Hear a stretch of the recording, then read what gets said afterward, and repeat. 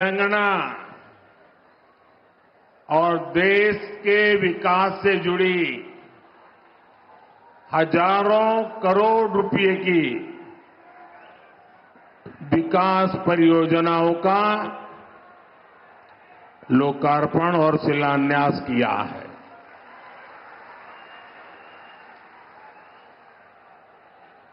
कुछ लोग आदत से मजबूर होते हैं, मेहनत करने की कुछ आदत भी कम होती है और इसलिए बड़ी सरल भाषा में कह देते हैं कि ये तो चुनावी सभा है। मेरे भाइयों बहनों और मेरे कुछ साथी जो भांति भांति का एनालिसिस करते हैं, जरा समझो, ये चुनावी सभा नहीं है। चुनाव की तो अभी घोषणा भी नहीं हुई है।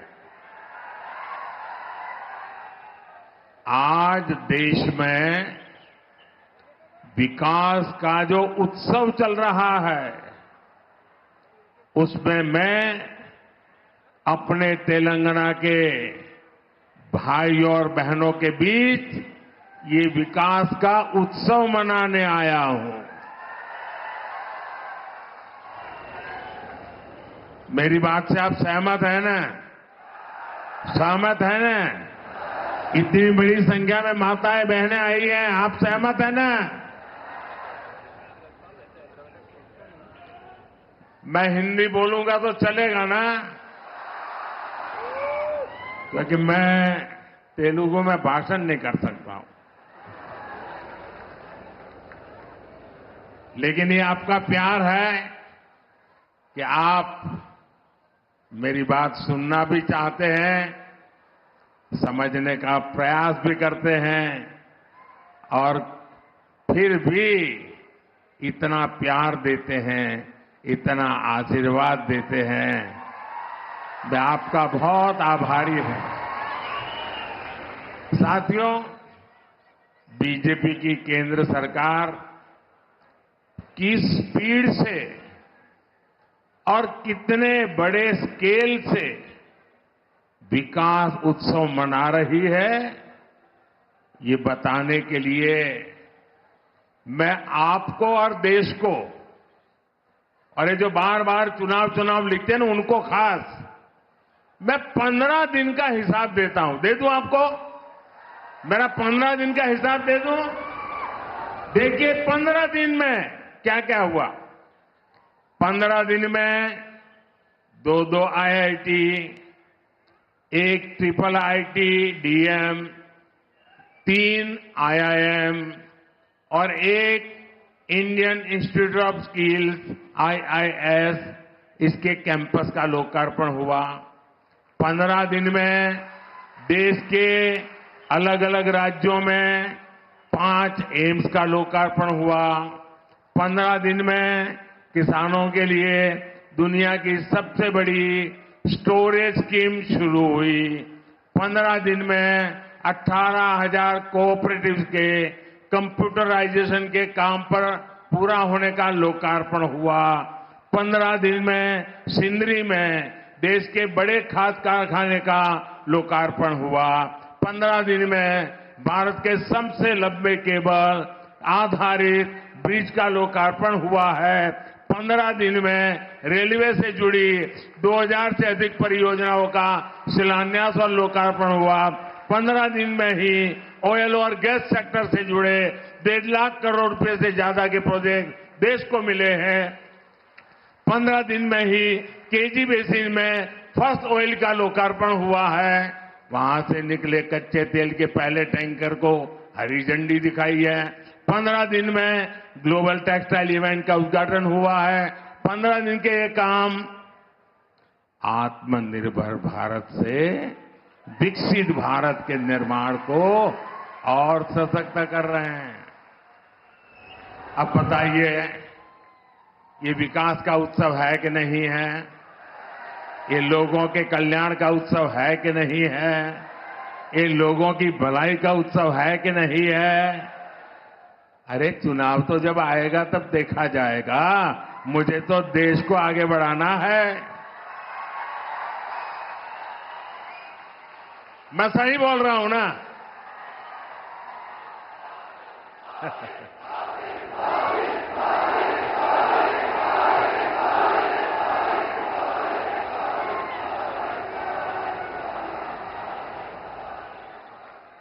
साथियों, कल भी मैंने, अब आप देखिए, ये चुनाव करते हैं ना, जरा देखिए, दिमाग खपाइए।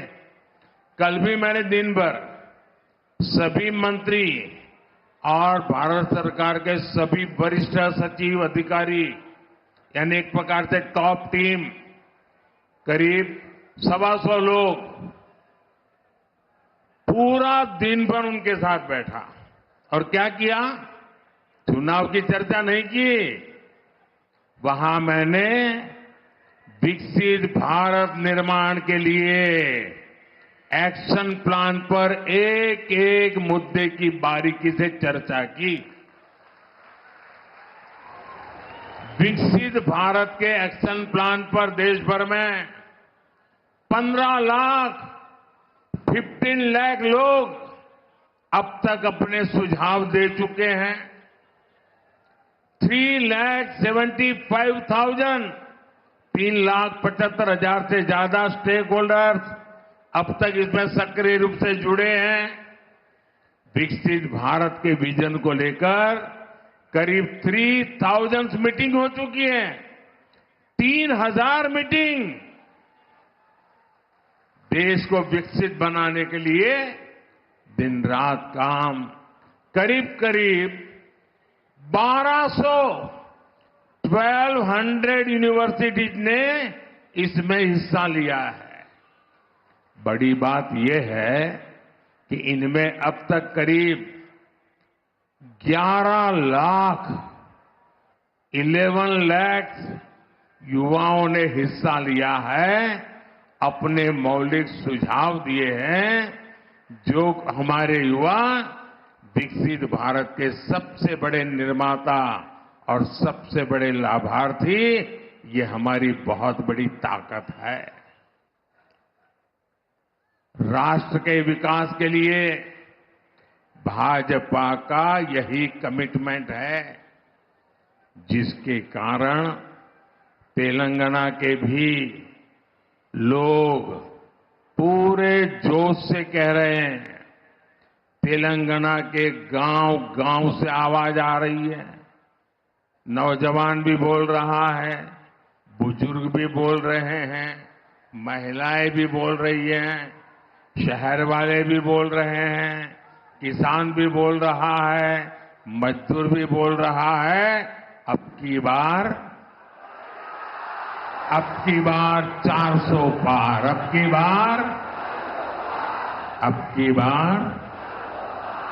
बार 4 వందలు తట్టాలి। बीजेपीకి ఓటు వేయాలి। साथियों, ये धरती रामजी गोंड और कोमाराम भीम जैसी महान विभूतियों की धरती है। आजादी के इतने दशकों तक तेलंगाना की इस धरती ने, उन्होंने जो योगदान दिया, उस योगदान को कभी सम्मान नहीं दिया गया। 2014 के बाद बीजेपी की केंद्र में सरकार ने तेलंगाना के विकास को, आदिवासी समाज के सम्मान को इतना महत्व दिया। आप मुझे बताइए, क्या बीजेपी सरकार आने से पहले कोई कल्पना कर सकता था कि एक आदिवासी महिला देश की राष्ट्रपति बनेगी? कोई कल्पना कर सकता था? पहले कभी लगता था कि ऐसा हो सकता है? क्या कोई कल्पना कर सकता था कि भगवान बिरसा मुंडा के जन्मदिन को राष्ट्रीय पर्व के रूप में मनाया जाएगा? आदिवासियों के विकास के लिए देश में अलग मंत्रालय बनाने का काम बीजेपी सरकार ने ही किया था। आजादी की लड़ाई में जनजातीय समाज के योगदान को समर्पित म्यूजियम बनाए जा रहे हैं। ये काम भी केंद्र की बीजेपी सरकार ने शुरू किया है। हैदराबाद में जो म्यूजियम बन रहा है, हमने उसका नाम रामजी गोंड के नाम पर रखा है। साथियों, आदिवासी समाज को सम्मान मिले, ये परिवारवादी पार्टियों को बर्दाश्त नहीं हो सकता। हमने जनजातीय समाज के लिए जब भी फैसले किए, इन्होंने उन फैसलों का विरोध करने का कोई मौका नहीं छोड़ा है। साथियों, बीजेपी आदिवासी कल्याण को, आदिवासी गौरव को सर्वोच्च प्राथमिकता देते हुए काम कर रही है। आदिवासी समाज में भी जो लोग अति पिछड़े हैं, जो अब तक विकास से वंचित हैं, उनके लिए बीजेपी सरकार ने पीएम जनमन योजना शुरू की। इस योजना पर 24,000 करोड़ रुपए से ज्यादा खर्च किए जाएंगे। इसका लाभ हमारे तेलंगाना के भी चेंचू, कोलम, कोंडारेड्डी, थोटी, ऐसी छोटी छोटी जो आदिवासी समाज की जातियां हैं, दूर दूर है, ये इनके लिए लाभ मिलने वाला काम है। तेलंगाना को Sammakka Sarakka central tribal university स्थापित की जा रही है। साथियों, आज पूरे देश में मोदी की गारंटी, इसकी बहुत चर्चा है। यहां तेलंगाना के लोगों का सपना था कि टर्मरिक बोर्ड बने, था कि नहीं था? तेलंगाना के किसानों के लिए टर्मरिक बोर्ड अब एक सच्चाई बन चुका है कि नहीं चुका है? बन गया ना?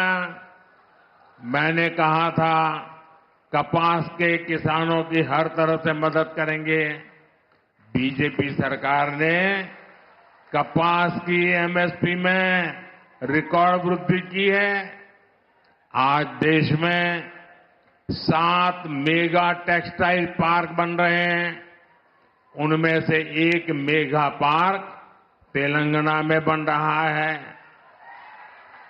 इसलिए लोग कहते हैं कि मोदी की गारंटी यानी गारंटी पूरी होने की गारंटी। మోదీ గ్యారంటీ అంటే గ్యారంటీగా పూర్తి అయ్యే గ్యారంటీ। साथियों, तेलंगाना के लोग ये जान चुके हैं कि परिवारवादी पार्टियों के चेहरे अलग हो सकते हैं, लेकिन चरित्र एक ही होता है। और ये चरित्र क्या है? 2 पक्की चीजें हैं उनके चरित्र में। एक झूठ, दूसरा लूट। तेलंगाना में जैसे टीआरएस के बीआरएस बनने से कुछ नहीं बदला था, वैसे ही बीआरएस की जगह कांग्रेस से आने से कुछ नहीं बनने वाला, क्योंकि एक ही चट्टे बट्टे के लोग हैं ये। बीआरएस ने अपनी सरकार में कालेश्वरम प्रोजेक्ट जैसे घोटाले किए। कांग्रेस की सरकार उस पर कार्रवाई करने के बजाय फाइलों को दबाकर बैठ गई।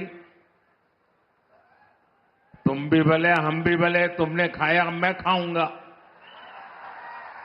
यही करते हैं।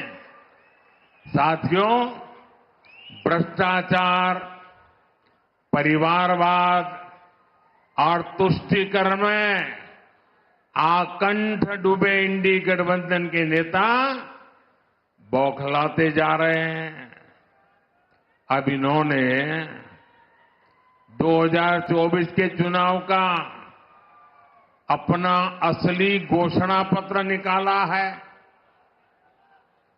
मैं इनके परिवारवाद पर सवाल उठाता हूं तो इन लोगों ने बोलना शुरू कर दिया है कि मोदी का कोई परिवार नहीं है। अब तो कल ये कह देंगे कि तुम कभी जेल में तुझे सजा नहीं हुई इसलिए तुम राजनीति में नहीं आ सकते, ये भी कह देंगे। तेलंगाना के मेरे भाइयों बहनों, मेरा जीवन खुली किताब जैसा है।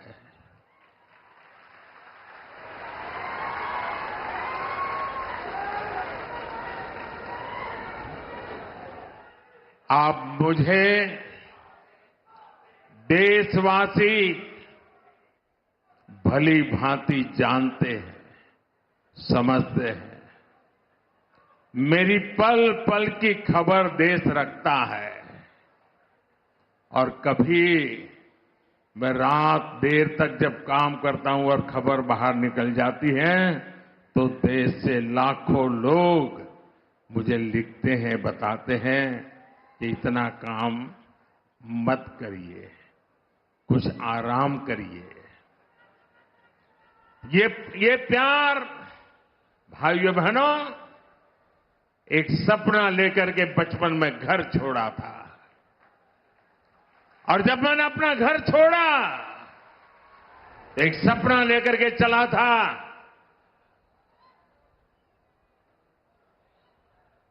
कि मैं देशवासियों के लिए जीऊंगा।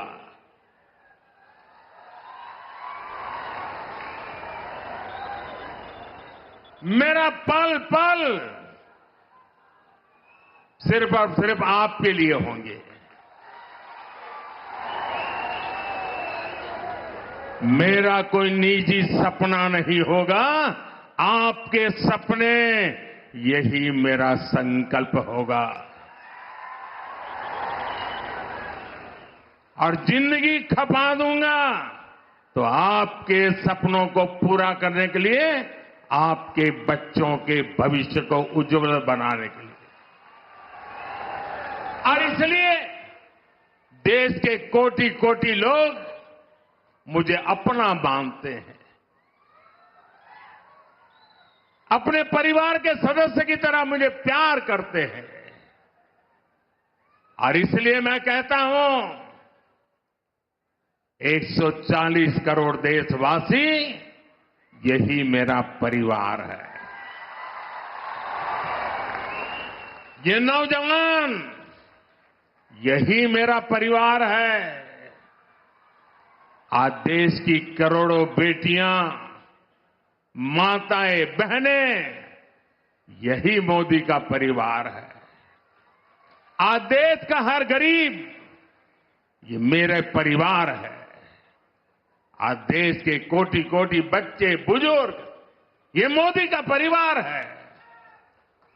जिसका कोई नहीं है, वो भी मोदी के हैं और मोदी उनका है। मेरा भारत, मेरा परिवार। मेरा भारत, मेरा परिवार, यही भावनाओं का विस्तार लेकर के मैं सपनों को संकल्प के साथ सिद्ध करने के लिए आपके लिए जी रहा हूं, आपके लिए जूझ रहा हूं और आपके लिए जूझता रहूंगा।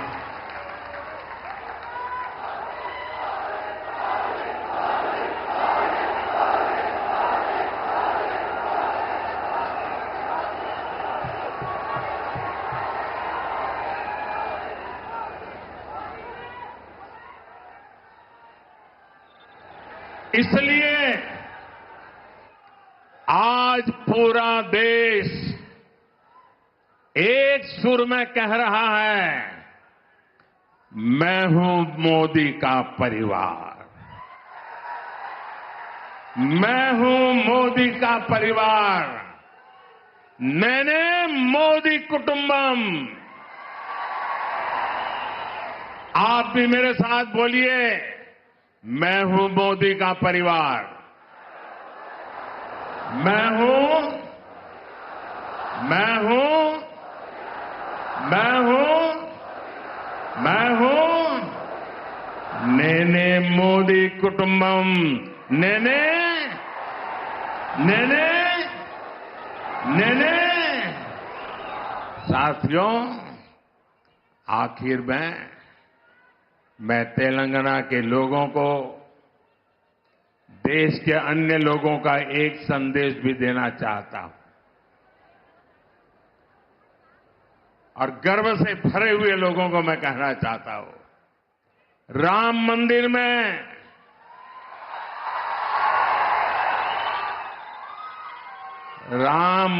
में सोने के दरवाजे हो या फिर मंदिर के स्तंभ, उनके निर्माण में तेलंगाना की भूमिका रही है और इसके लिए पूरा देश तेलंगाना के लोगों का एनालिसिस करते हैं, आभार व्यक्त। जरा समझो, ये चुनावी सभा नहीं है। चुनाव की तो अभी घोषणा भी नहीं हुई है। आज देश में विकास का जो उत्सव चल रहा है, उसमें मैं अपने तेलंगाना के भाई और बहनों के बीच ये विकास का उत्सव मनाने आया हूं। मेरी बात से आप सहमत हैं ना? सहमत हैं ना? इतनी बड़ी संख्या में माताएं बहनें आई हैं, आप सहमत हैं ना? मैं हिंदी बोलूंगा तो चलेगा ना? क्योंकि मैं तेलुगु में भाषण नहीं कर सकता हूं।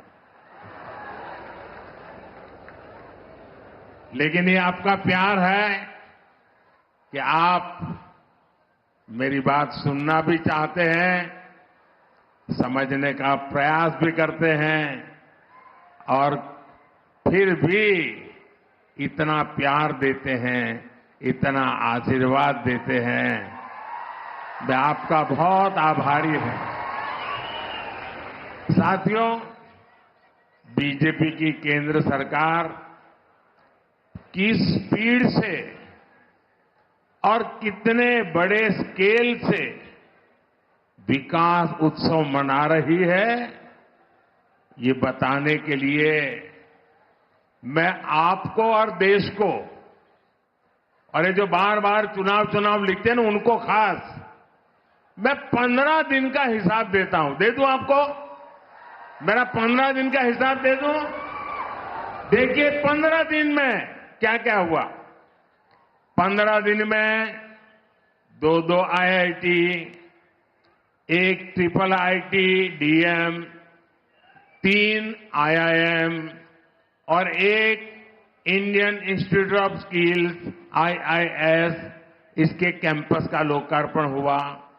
15 दिन में देश के अलग अलग राज्यों में 5 एम्स का लोकार्पण हुआ। 15 दिन में किसानों के लिए दुनिया की सबसे बड़ी स्टोरेज स्कीम शुरू हुई। 15 दिन में 18,000 कोऑपरेटिव्स के कंप्यूटराइजेशन के काम पर पूरा होने का लोकार्पण हुआ। 15 दिन में सिंदरी में देश के बड़े खाद कारखाने का लोकार्पण हुआ। 15 दिन